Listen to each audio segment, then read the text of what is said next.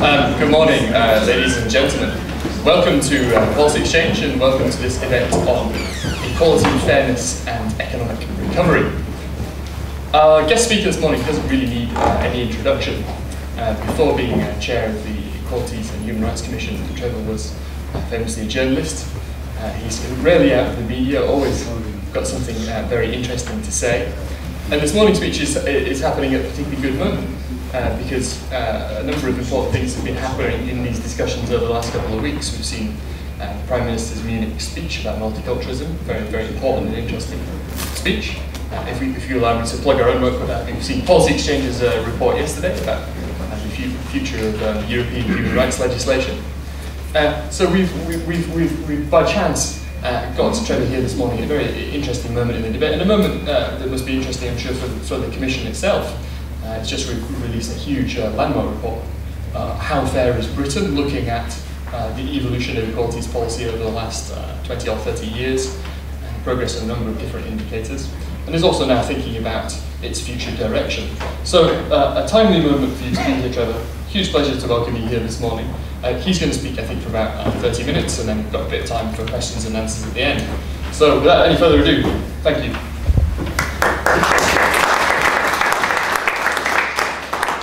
Thank you very much. I'm always taken aback when people say he needs no further introduction, because I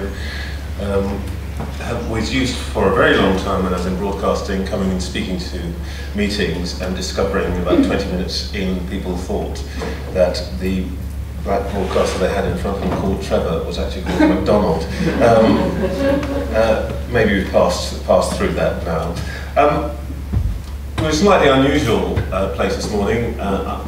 Normally, in speeches like this, we find that the newspapers have already decided what you've said and so on. But as you say, some of the points, some of the things I'm going to discuss this morning will be moving very quickly. So I hope this morning I'll say some things which you haven't already read in newspapers.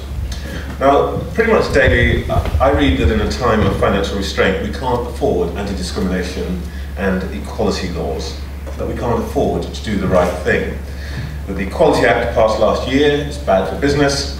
That our Commission is a fearsome Stalinist bureaucracy, terrorising wealth creators and crushing small businesses. Would that we had the power. I want to argue today that, to the contrary, equality and human rights are essential to economic recovery, and that critics of the fairness agenda are just plain wrong. Wrong because they're out of step with Coalition Britain. In May 2010, the electors opted for fiscal conservatism coupled with social liberalism. People want fairness even in a time of austerity. Wrong because without equality law, we encourage cowboy capitalism in which businesses cheat their fair-minded competition by treating their employees unfairly and shortchanging their customers. Wrong because at the Equality and Human Rights Commission, we already know that there are many businesses out there who exceed even our expectations on the equality and diversity agenda and who are prospering because of it. Wrong because the Equality Act 2010 will help us to spend public money on those who really need it. And wrong because, above all, if there will not be a sustainable recovery unless it's also an inclusive recovery. We can't solve our public spending problems at the expense of the poor and the disadvantaged. And if jobs and prosperity return for everybody except women, ethnic minorities, the young, the old or disabled people, then we'll still be paying the welfare bill for people who are kept out of work by discrimination. They want to work and we need them to pay their taxes. So whatever the answer to Britain's economic problems in this recession, being fair and being seen to be fair will be central to the task of bringing Britain back to prosperity. Equality and inclusion are good for our economy. We aren't making a case for special treatment. We're just asking everyone to do the right thing. But to read the papers and follow our media, you wouldn't imagine that the fairness agenda had much to contribute to the economy. Instead, recently, the nation's been both, I guess, entertained and outraged by a spate of public controversies about identity politics. So I want to get some of that out of the way, starting with some of the media preoccupations of the past few weeks. Now, disputes about how we manage the differences between social groupings are just about the only thing these days that compete with the economy for volume, frequency and stridency of media coverage. Now, if you consider the record since the start of 2011, there have been barrels of ink spilt on age discrimination in the BBC, gay rights at a bread and breakfast in Cornwall, Pakistani men and the grooming of white teenagers, sexist behaviour amongst football commentators, the Top Gear take on Mexican culture, for God's sake, and of course the Prime Minister's remarks about terrorism and integration. And all these things, by the way, are treated as though they're of the same weight and significance.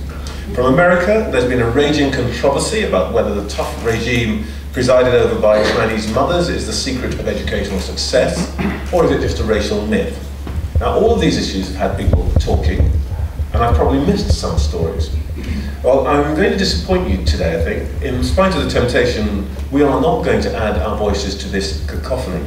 That's not because we're afraid of controversy. I don't think that's something that people would accuse me of. But because in our view, there isn't really a row to be had. There's a lot of shrill opinion, most of it unfettered by fact or evidence. But once you get past the polemic and fight your way through the sound and fury, there aren't many fundamental differences. Let's start with the discrimination cases. The law is the law, and it doesn't really matter what you want it to say. What it actually says is that you may not discriminate on grounds of sexual orientation. End of.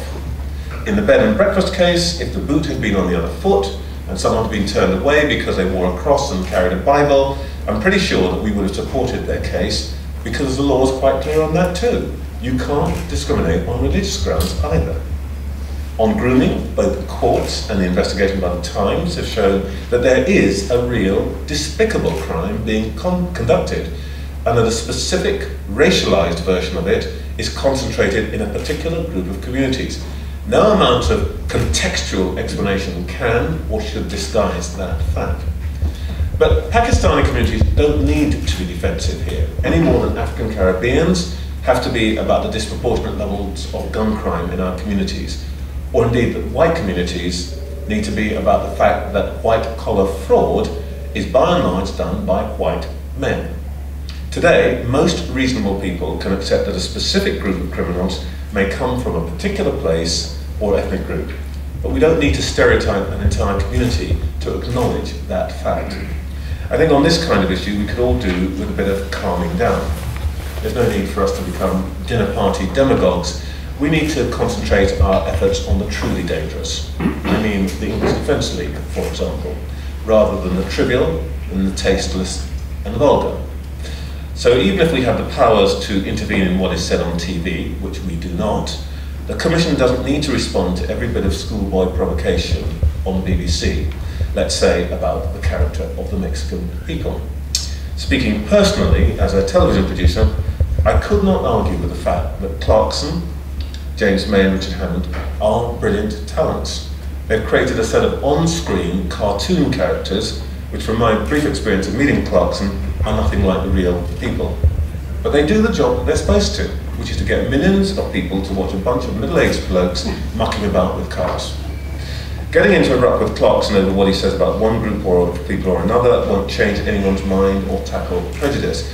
It would simply add to the Top Gear team's carefully cultivated notoriety, firing off letters threatening to sue broadcasters for millions of pounds, demanding programmes get taken off air, and spuriously citing the Equality Act makes good newspaper copy. But by making it appear that equality legislation is all about policing schoolboy humour, we undermine the serious work of tackling the very real prejudices and discrimination that many people face on a daily basis. So I don't think we should be in the business of helping anyone sell more DVDs, because that's what this is really about. There are just too many causes of disadvantage and discrimination for us to be genuinely passionate about. And what we do about these is what I want to address this morning. Now, my first message is that things have changed. Britain has changed. And that means our business has got to change. In the last 30 years, we've achieved real reductions in levels of overt and everyday discrimination that were common a generation ago. Most people would now be ashamed to think that working people like my parents were shoved into Rachman slums because they weren't even entitled, many years after they had arrived, to seek social housing. The ghastly sexism we saw in Made in Dagenham today looks antiquated and comedic at a distance. And thank heavens, today queer bashing is no longer a male rite of passage, but a ticket to jail. But the fact that attitudes in general have changed shouldn't lead us to adopt the complacency that some of the equality agenda's critics are inviting. That will be literally fatal for many in our society. Ask any black or gay or transsexual person who lives with the threat of hate crime, or the learning disabled person befriended and then brutalized by bullies, or the 1 in 4 women who've experienced domestic violence. The gender pay gap, still unjustifiable. The educational failure of some groups, including poor white boys, is a national disgrace. And the new sport of cyberbullying has taken homophobia into the internet age. There's still so much to do. The equality warrior's job isn't over, far from it. It's just that the battle has moved on to new fronts. Our triennial review, published last October, revealed some of the major issues for this decade.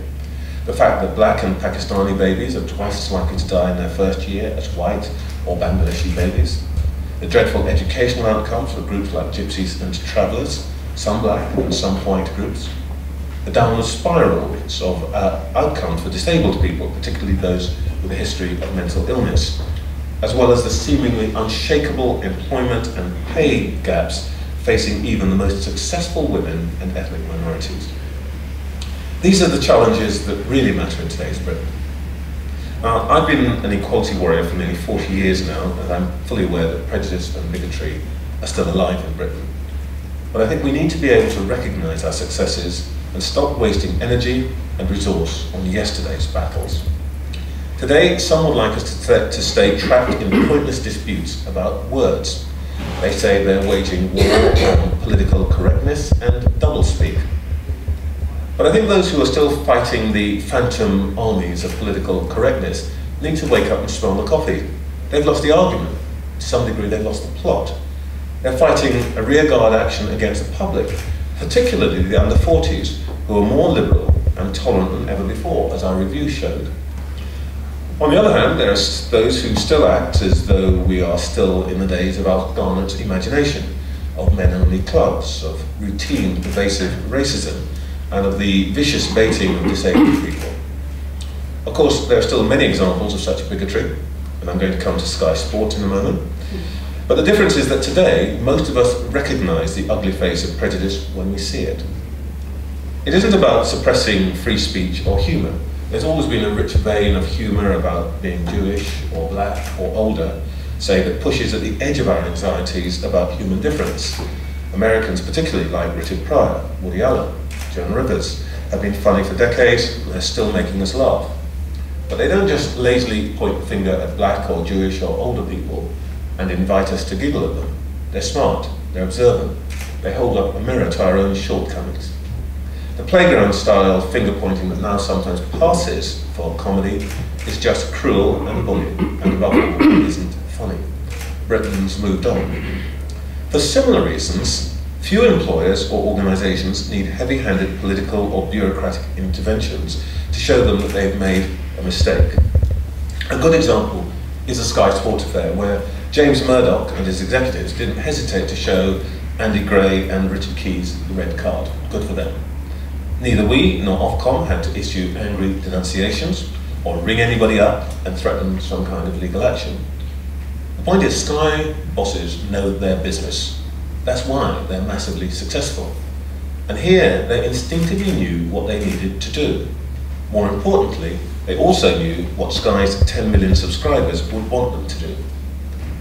In politics too, there's now consensus amongst all three major parties that we do need a legal basis for the fight against unfairness and inequality. I think the politicians also agree that though we are doing better, we still have a lot of work to do. And that political consensus is embodied in the 2010 Equality Act, which provides a new, rational, and I think scientific approach to promoting change. It was supported and written by Harman and May and Featherstone, and for what it's worth, a bit by Phillips. The principle of equality is now risen above the left-right divide, The argument now is not about whether we need the 2010 Act, but about what we do with it. So what we really don't need is people hurling epithets at each other in the media. We may disagree about what to do about unfairness and inequality when we see it, but that difference of opinion doesn't make us either obnoxious or bigoted. Nor should we shirk the sort of debate triggered by the Prime Minister's speech on Saturday. I don't intend to dwell on this today, but I don't agree with those who say that he was wrong to address this issue. And I don't think that any leading public figure should time their speeches according to the dictates of the EDL. We truly would be lost if we gave in to their bullying. I appreciate the sensitivity in Muslim communities that's led even some of the politicians I most admire, and I'm talking about Sadiq Khan here, to respond in a way that seems uncharacteristic. But while we're talking about common values, perhaps we could deploy a little British understanding here. I wouldn't have used Sadiq's words. I don't agree with his sentiments. I'm also glad that the Prime Minister hasn't responded in kind. But it's vital to the debate that we understand the depth of feeling in a community that feels itself under siege. I do, and I felt it continuously for most of my life. I first saw a black man being beaten mercilessly by the police at the age of 8, on my way home from church, outside the gates of Finsbury Park. To this day, I can still hear the sounds of the truncheon of bone and see the sight of the blood. My parents left Britain for America in the late 1960s because of powerlism. The moral panic of the 1970s and 1980s focused on young black men. Every young black man was treated as a possible mugger. You couldn't drive while black. No one would give you a job. And too many died in police custody or prison custody. I was lucky enough to escape through education, but many of my friends weren't. So I really do know what it feels like to have the finger pointed at your community and your culture, and I sympathise with those who feel picked on. But we can't deal with this debate by effectively declaring some views off limits, or saying that we can talk about it, just not today. That was a strategy that led to fascist parties becoming a permanent part of the political landscape in France and Holland. We have to engage with the substance. So let me say a word about David Cameron's speech. I think that there's a great deal in what the Prime Minister said. Yes, we need to tackle extremism. Yes, I'm delighted that he set commitments to human rights and equality as his first key benchmark for social decency. And yes, on the tricky issue of culture, he's right that the state should not aid in the construction of walls around communities, but focus on providing support for integration. I can give my friends cassava pone and conky at home, but I don't need recipes available afterwards, but I don't need a government circular to tell me to do it.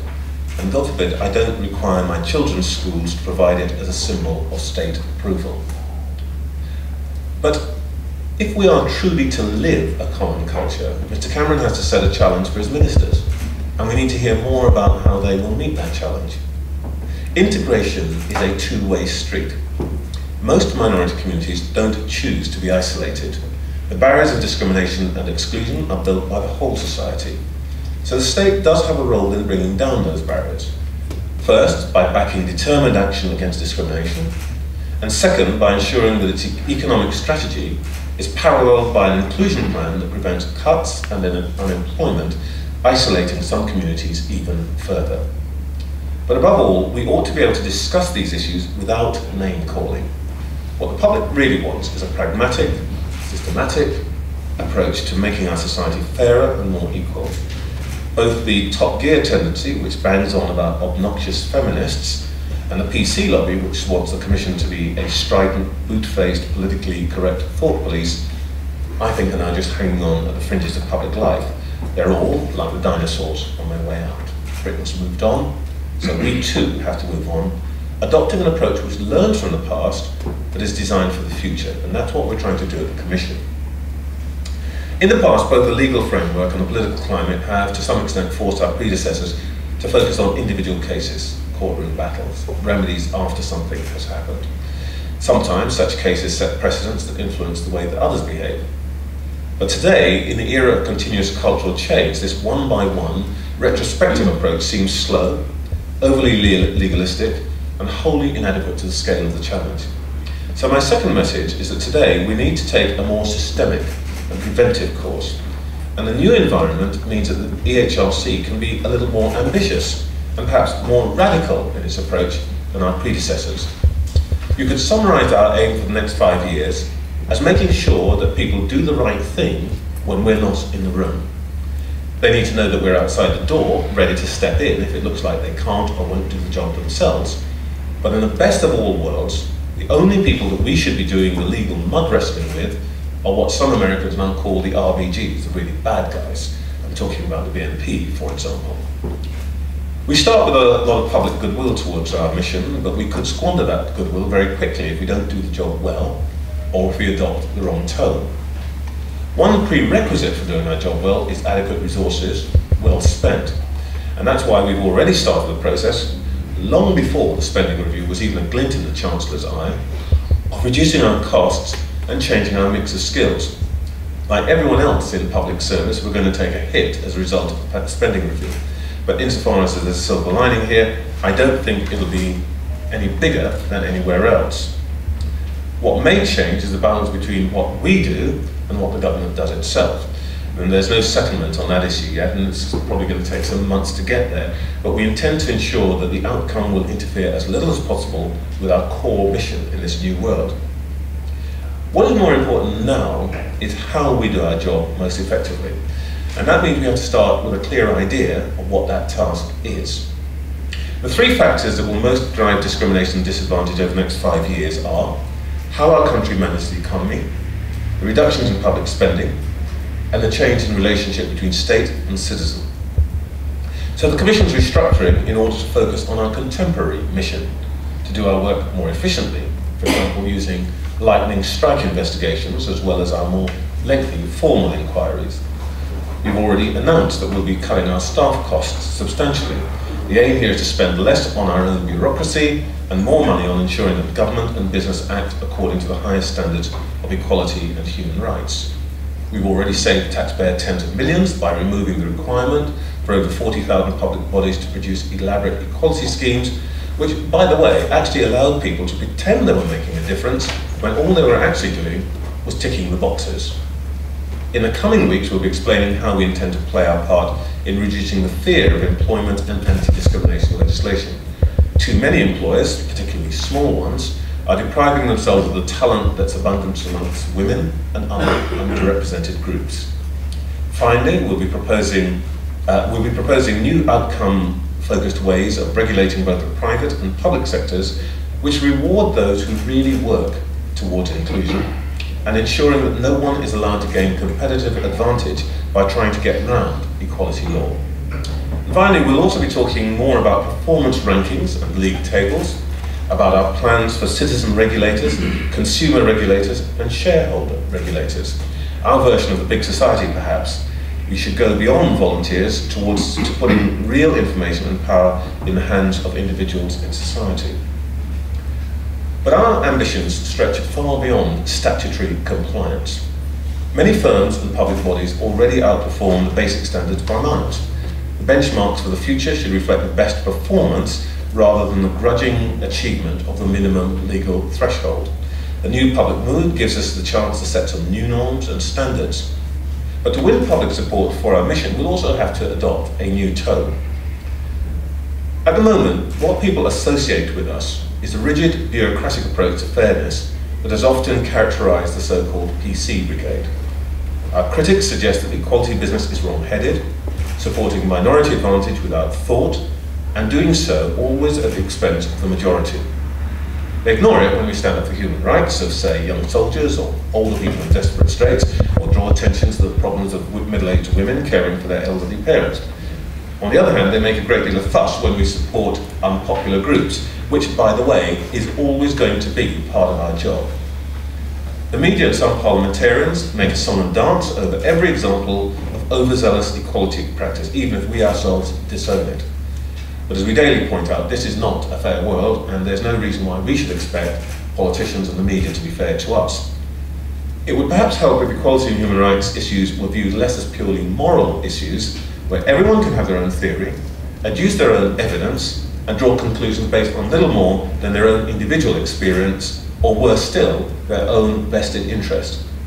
Put another way, We need to make the equality and diversity field a bit less about subjective, often political standards, and a lot more about scientific discipline. That doesn't mean we take the passion out of the issues, it just means we have to set aside some of the prejudices, and we're now better placed than ever before to make that leap.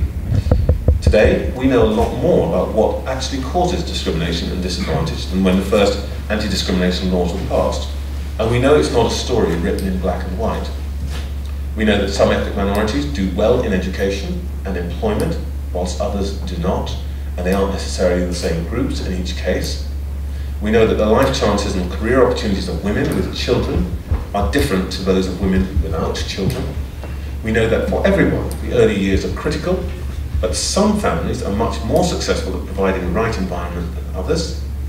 We know that disability is an immensely complex and multifaceted concept, and we haven't even begun as a society to make a dent on the huge issues associated with mental health and the workplace. And we know that some inequalities are not about a single characteristic, but about a combination, such as the effect of being a woman with no qualifications. The lifetime earnings gap between a highly educated woman and her male peer is about 4%. For the unqualified woman, the gap is 58%. And we know that this isn't all about money. The wheelchair-using multimillionaire who wants to get into a restaurant might have enough cash to buy the place 10 times over, but if there's no ramp, he's still just a bloke sitting on the pavement in the rain. We're all facing new questions about identity. The mixed-race child doesn't want to be asked to choose whether she is black or white. She just wants to be herself. And the gay man doesn't want to be put in a box which stereotypes him as great with colour, but evidently uninterested in football. It is possible to be both, by the way. As with all scientific disciplines, we'll always have more questions than answers. But these are issues for the whole society to debate on the basis of fact and evidence, not on journalistic whimsy. That means we need more data, more analysis, and more rigour. And particularly at this time of fiscal restraint, we need to ensure that we're spending money to help those who really face problems, rather than those we assume that must be in trouble. Let me give you a real-world example. If we hadn't started to collect school pupil data consistently by ethnicity 10 years ago, we might well have continued to spend lots of money on the crude, one-size-fits-all anti-racism schemes of the 1980s, which totally failed to tackle the educational failure of African Caribbean boys. We would have continued blaming white teachers for what we thought was Asian failure, until we saw that Indian children were actually outperforming almost every other group and doing twice as well as Pakistani heritage students. And we would have failed to spot the emergence of perhaps the most troubling educational failure today, that of poor white boys. And I can see the paradox here. No one wants to be treated as a category, but in order to direct resources properly and to liberate from people from disadvantage based on their race, gender or sexual orientation, we need to understand exactly what's going on rather than rely on guesswork and anecdote. And there is still too much we don't know. We still don't understand why Chinese children outperform everyone else, or why their educational achievement is virtually unaffected by social class, whilst that of the next most successful group, Indians, is. I for one don't believe that poor Indian families are somehow less tough or less ambitious for their children. We still don't know why the infant mortality rate I mentioned earlier turn out the way they do. So my third message is that the case for a new evidence-led approach seems incontestable. But there's another reason that I believe getting the equality agenda right is now more vital than ever. Equality and fairness are good for our economy. We faced recession before, but this time we have an opportunity to learn from the past and to make the recovery sustainable, both politically and economically, by making our path back to prosperity both secure and inclusive. Now, what might that mean in practice? Well, first, the spending review and the cuts that follow mustn't fall disproportionately on already disadvantaged social groupings. That's why we've launched a formal assessment of the October spending review's effects on social groupings protected under equality laws. I'm pleased to say that the Chancellor and the Chief Secretary have strongly supported us, and that we have the Treasury's cooperation. They too understand that unless their plans can be shown to be fair, they stand little chance of winning the sustained and widespread political support they need. In particular, we know that the job cuts in the public sector are likely to hit female employment massively. 40% of women work in the public sector compared to 15% of men. You actually don't need to do the maths to see what's going to happen here. We do need to think what might happen to ordinary families who depend on both parents working. Second, as thoughts now turn to the issue of growth, we also need to consider how we ensure that the recovery, however faltering or fragile, is fair and inclusive. No one is going to accept a plan for growth unless it offers opportunities for everyone to benefit, particularly when it comes to jobs, and the history of recent recovery plans doesn't look so good for some groups. Before this recession, the UK enjoyed a long period of sustained growth. About 4 million jobs were created in that period. But the country also suffered persistent unemployment, with some 4.5 million people on benefits before the recession started. So what do we know about who was being left out? Well, ethnic minorities were far less likely to be in employment than their white counterparts. Prior to the recession, about 3/4 of the population were employed, but only 46% of Bangladeshis were in work. Even the most successful minority groups, outperforming all other groups educationally, fell far below the national average. 61% of the Chinese population and 69% of Indians were in work. For gender, 26% of women worked part-time, compared to 6% of men. But disabled men with low or no qualifications faced the worst. Their employment rate halved between the 1970s and 2002. Now this is all a drain on the public purse. It forces employers to turn to immigrant workers for skills and labour, and it's keeping too many people idle and in poverty. It's a dreadful waste. If the 2 million new jobs in the private sector do arrive, they have to be part of a fair and inclusive approach to restoring prosperity. We do have a choice: a jobless recovery with all the social problems that follow that, or a continued dependency on immigrants who are expensive or exploited, or a truly determined effort to reduce the scale of unemployment and underemployment amongst the young never worked, the older forced out, women, ethnic minorities, disabled people, especially those who have experienced mental illness. That would require a serious programme for a fair and inclusive recovery to run alongside the economic strategy. It would have to bring every part of government to bear on the task of ensuring effective painful spending reductions in the next 2 years will be fairly distributed by social grouping, and that makes sure that we create a recovery that's truly inclusive. Does the Equality and Human Rights Commission have a role here? Well, I think it does. We have a part to play in the process of deficit reduction by ensuring fairness and transparency through, for example, regular surveys, the impact of cuts, by providing evidence of need that will help public bodies focus their scarce resources on those who need them most, and by removing unlawful and structural barriers to employment amongst underrepresented groups. And when it comes to recovery, there are some specific uses of our powers that we believe can play a major role in getting Britain back to prosperity. Effective enforcement of the Equality Act, proper monitoring of human rights to ensure that the dignity and respect of the vulnerable is protected, as we're doing through our inquiries into hate crime against disabled people, home care for the elderly, increasing the confidence of employers, especially smaller businesses, that anti-discrimination law won't land them with huge liabilities if they take on more women, older, minority or disabled staff. We want to help firms find their new talent amongst people who are eager to work and keen to show what they can do. And we can also help by making our regulatory function more flexible. We want those who are already showing the way of equality and diversity to benefit by having to do less upfront work, being able to spend less money to qualify for public contracts. The new Equality Act explicitly provides for this possibility. We want to help to identify those sectors which are ready to and willing to play their part in putting the whole of Britain back to work. This, in a sense, is the start of a new offer to Britain in a time of austerity. And that's my final message today. Equality is not a burden to the nation. It's what Britain expects, part of what doing the right thing means in our modern society. To business, I would say that we want to make it a competitive advantage to be fair and inclusive. Our principal work is not really with those who play by the rules. It's with those who just don't want to be fair. And this marks a new departure for us. We now live in a country that we think is on the side of our mission, which also expects us to be more than a noisy commentator. The Commission wants to be a catalyst for change, but we'll achieve change not as a state-funded pressure group, but as an evidence-driven champion, an effective, outcomes-focused regulator, and an expert leader. In the next few years, we'll be focused on one thing above all: bringing about an inclusive recovery, showing that equality and human rights, far from being expensive luxuries, are essential to our sustained prosperity. In the end, our job is to help Britain as a whole do what we all want in our own lives: to be decent, to be fair, and to do the right thing. Thank you.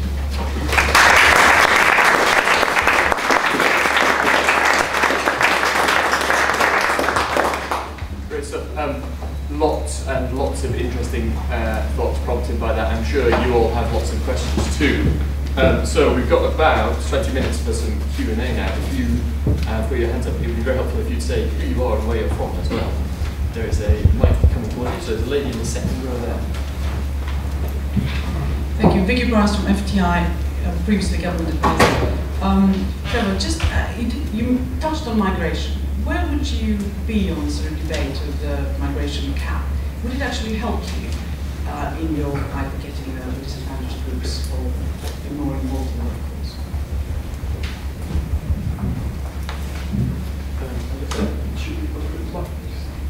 Just take that one on, so I know there's a bundle of, I don't know how many questions it's going to be. There's another, take another one with that. John Paul Floro from the Adam Smith Institute. You start very correctly, and I totally agree with the, by saying that stereotyping is wrong, ascribing characteristics to groups is wrong. But at the same time, you advocate a policy based on stereotyping, because many of the individuals who supposedly belong to those groups do not share the same characteristics. So, for example, you would hate crime legislation. Before, presumably, that was all dealt with by criminal law. Every criminal being dealt with in the same way. Now we get a number of categories of people who get privileged rights. So who are protected better and more by the law. Doesn't that create racism and antagonism from the groups who are not included in those preferred categories? Okay, take a third question. Well, a question which relates a little bit to that, I think, but you glossed over quickly over the case of a few people in the Pakistani community, sexually exploiting some young girls, and I emphasise a few people in the Pakistani community. I don't think I read anywhere in the press that people thought this was typical of the Pakistani community, or that the community was stigmatised as a whole. But what I did read, I think is more worrying, is that the police had known about this for 10 years and have not acted on it because they were afraid of being accused of being racist. And I think there is a climate of fear which has been created partly by your commission, which prevents the police acting against people who are in certain groups. And I think that does a lot to undermine what's overall great work that you're doing. I think that where people are open and honest and nice people, of course everyone should be treated equally, but if somebody's a criminal, they should not get any special protection because they belong to a privileged group. I think that touches on the previous question. And I think that if you came out more strongly attacking where the police are afraid to act against a group which would normally perhaps be specially protected, such as in this case, or some others, I think that would be very helpful to the whole equalities agenda, that people don't get special protection when clearly they should not have that protection. So 3 good questions there. Yeah. Okay. On Vicky's question on the migration cap specifically, for the last 2 weeks I've been debating with myself whether to be honest or not, and my instinct is genuinely to be honest. Look, my view about this is the migration cap is largely a political issue. I mean, it's a signal by government they want to do something about migration. The extent to which it's actually going to control numbers, I think, is very, very dubious. Just at a technical level, you look at the arithmetic, the numbers of people to whom it applies is really quite small, and actually, the consensus now on all sides is that labour migration is essentially more driven by economic factors than anything the government can do or can not do. So, I don't particularly want to. I know that it's a great political argument and all that, but actually, my own view is that the effect will be relatively marginal. I think what has been more important is the introduction of the point system and how we're going to perfect the work that's been done by the Migration Advisory Committee and so on in trying to match supply to demand. I think that's really what will matter in the future, rather than the other stuff. On Jean-Paul's point, I did say I recognise that there's a paradox here, but I think sometimes we've got to recognise that we live in a real world, and policy has to deal with the real world. But let me just first deal with the technical point. Our business is by and large dealing with aggregate disadvantage, and you will know that you can't simply say, you know, an individual might feel like this, an individual might feel like that, and apply those rules to aggregate disadvantage. The truth of the matter is that all of the data shows, and all the agencies themselves will agree with it, that the management of crime of the kind that you mentioned is less successful, less effective in relation to hate crimes against disabled people, in relation to hate crimes against, to some extent, against ethnic minorities, certainly in relation to assault against women. So that is why you need some special levers to make institutions behave in a different way. Because if you simply leave them to carry on, all of the experience that we have says that actually some groups will be underserved, and that's why one has to make difference. By the way, one doesn't have to get into the kind of, you know, the great. Though as an anorak, I love to get into a debate with you about aggregate data. Let me just tell you a very quick story about something I heard when I was in Scotland 2 weeks ago. Transsexual man who's a builder in northeast Scotland, a rural area, everybody knows him. He was out, he's in transition, and he's out dressed as a woman. He's in an accident. He's quite severely injured. The thing that most of us do is call an ambulance. He would not call an ambulance. He went home in order to change, and then he called the ambulance. Why? Because he believed, with some validity, that he would not be treated respectfully and in the way that they would treat any other person if he were discovered by the side of the road in a dress. And actually, I know that that's probably what would have happened. So when we say, you know, that actually the services will do things in the right way and so on, that just isn't a real world experience. So we do have to do some special things. And in a way, this relates to your point. I don't, by the way, think, I'm not quite sure what we should be saying or doing about this in terms that you talked about. We're pretty clear about that, so I think I've been pretty clear on it this morning. I don't think I've glossed over it. I just don't think it is the only thing we have to deal with. But if I may just make a point about this so-called climate of fear, I think it can be overstated. And I think in some institutions, the idea that there is a terrible climate of fear is a jolly good way of explaining why we don't want to do anything about the position of the treatment of ethnic minorities. It's a pretty good way of explaining why we've missed out on some particular issue. So I don't really buy this climate of fear nonsense. I think actually, if you're a cop, just do your job. Don't come whining about climate of fear. Just do the job. Question from the third row there. Just a second. Thank you. Angela Harvey, I'm councillor in Westminster, and I was chair and now deputy chair of London Council's pay negotiating body. And one of the biggest issues that we've been dealing with is the failure of the trade union movement, rather, as you referred to, made in Dagenham, to support lower paid women. And the single status agreements made years ago, whereas we have many councils around the country where, frankly, the trade unions continue to support men whose work has been found to be of less value than those of lower paid women. and we've sort of got through it in London now, but it's still going on elsewhere. Can you tell us a bit about the work you're going to do amongst trade unionists, not just in the public sector, but generally, to ensure that all equality and fairness is at the front of their agenda too? Question? There was another question in the very front row on the other side. Hilary Metcalfe, National Institute of Economic and Social Research.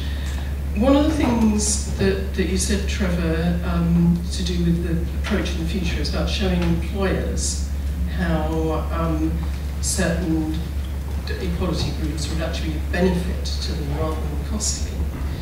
And I mean, I suppose I'm curious about how one would be approaching this that's different than what has been going on for maybe the last 20 years, because this has been a strong theme of government to do with saying that it's actually beneficial to employers. I think there's a lot of evidence which is saying that, and well, I think it's actually self-evident, that there are certain groups that it's actually more expensive for employers to employ, and one of those is a very large group, which is, whether it's women or mothers, and that as soon as you get away from the largest employers, large employers are making no problem. And I actually see the fact that saying there are benefits, as opposed to acknowledging those costs, has actually hampered the development of equality. And I find it difficult to believe that in a period of labour surplus, that it's going to be one's going to be more able to deal with this than when there was labour shortage. Very good question. Is there a third? Anyone else? We will take those two. Oh, there is a third. Very front row. Hi, Claire Harvey, no relation, from the FSA. I guess my sort of questions in two parts. The first is the Equality Act and the public sector equality duty, and the move is very much away from waving bits of paper and process driven towards tangible evidence of tangible outcomes. I would be interested to hear where you would see the EHRC tangible outcomes would be in 2 years. What sort of the tangible outcomes you'd be looking for to say you've done the good job, and also perhaps around when I hear where you're going, it sounds very similar to the GEO, and I'd like to hear where you feel the collaboration and perhaps the interface is, so that it doesn't feel like two bodies doing the same thing. Another very, very good question. Where do you want to start? I'll take the last question last, because that's a tricky Angela, on the issue of trade unions, I'm not entirely sure I accounted. I mean, the single status agreements were agreements. You know, yes. Everybody. It wasn't just the trade unions. I completely buy, and I think most trade unionists now would buy that there was a point at which, in effect, trade unions were overly mindful of the interest of their male membership. I would not say that is true, for example, now about Unison, which has really been leading the charge on this issue. If you look at these last year, I mean, really, if you look at the granularity of it, it's quite clear across the country. Yeah. And it was Stephen Castle, a lawyer, who started. Well, I'm sure it might be useful. We can have that conversation after this. It might be useful just to explain what single status agreements are. Well, you would have to talk to my deputy, Margaret Prosser, who is the genius in our organisation at all of it. But in essence, what we're talking about are agreements, particularly in local authorities, but also health authorities, which essentially dealt with the issue of equal pay for equal work, but did so, I think, in a way that meant that women's work, for example, gardeners as compared to dinner ladies, I think everybody would now accept were not defined in a way that genuinely valued women's work properly. However, we got ourselves into a difficult position, because the overall liabilities, if all the claims that were potentially available were to be met, would essentially bankrupt most of the public sector. In the public sector, we're talking about 5 to 7 billion. And I think everybody recognises that, you know, it might be glorious to fight all of these things through endless tribunals and give everybody a sense of self-righteousness, but it's taken years and years. Women have died while they've been waiting for those courses to go, those things to go to the court. So there has to be a deal. And I think rather than, you know, say something absolute about it, all I will say is I think both the employers and the trade unions now are trying to deal with this in a mature way that gets us past that. And I don't really want to say anything more than that. I'm not particularly enamoured, to be honest, of some of the tactics of the no-win, no-QP lawyers. I think it's fantastic to ride in on your white charger and deal with, you know, 0.01% of the cases, but actually there's a whole population here that we've got to find a solution for. On Hillary's point about employers, well, people have tried, but I'm not sure. I don't think that in the last 20 years I've seen quite the level of effort that I think should apply. But having said that, I think there are things that we can do which we've not done.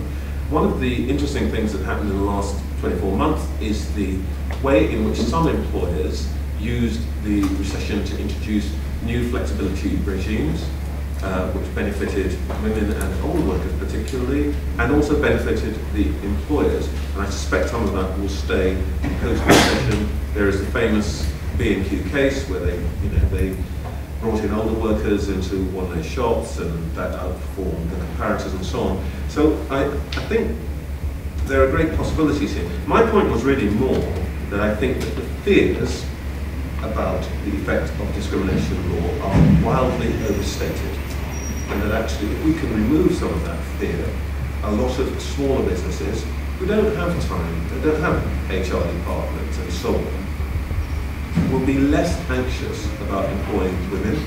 They will be less anxious, particularly women of childbearing age, they'll be less anxious about employing people from ethnic minorities and so on. And I think that's, in a way, our first step. And on your point, Claire, there is a discussion to be had between us and government about who does what. I think we are now getting onto the same page about the way we approach things. It's important to us that government, whatever it decides to do, does so in a way that does not transgress on the Commission's independence.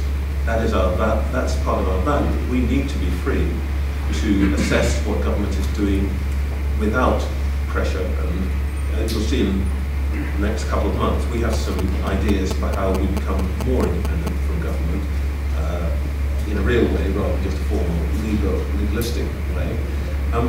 On the issue of the public sector quality duty and outcomes, here's what I think really the Quality Act of 2010 has done. In the old days, if we had to enforce the duty on local authority or house of quality, the kind of questions we had to ask were, have you had a meeting with an affected group? Have you written a scheme in the right form? Actually, I personally couldn't give a stuff. I mean, I can, to be honest, but it's not the important thing. The important thing is, have you changed the prospects for your hospital, your Asian, Bangladeshi or Pakistani patients? If you're a university, is your recruitment, your admissions policy truly colour blind? And can you prove it in terms of the probability of an African Caribbean student getting with 3 A's? Do they have the same chance of getting in as a white student with 3 A's? Now, that to me is the acid test here. Not whether they have, had lots of meetings with schools and so on. I don't care about that. What I care about is, what do the numbers tell us? And what the new regime does is focus us on the numbers. So there are 4 steps here. In the next 3 months, every public body is going to have to set out in numbers what its profile looks like. We will, later this year, begin to set out what we think are reasonable benchmarks, which are not, abstract, but looking at the situation now. What should a university's composition admissions sort of look like within a general range? In a year's time, they're going to have to set out what their objectives are for the future. And that is what we will be assessing them against. Not whether they've had lots of meetings or whether they've been nice to women or black people. It will be, have the possibilities for this group or that group improve where there is a clear disadvantage. That's what will drive change. And by the way, this makes it much easier and much clearer for everybody. We don't want 500-page documents. We don't want endless conferences and award schemes on the regs. What we want is to change the chances for people who are disadvantaged. That's it. Very good. I'm afraid I think we've probably just perfectly run out of time now on that last question. I think it's been a really good discussion. We've had brilliant questions from all of you. I thought a really thought-provoking speech. We're going to be thinking about some of these things over the years. It's very useful to be able to crib all your ideas. So I thought it was a very interesting discussion this morning, and it only really remains for us to thank you very much for coming. Cheers. Thank you.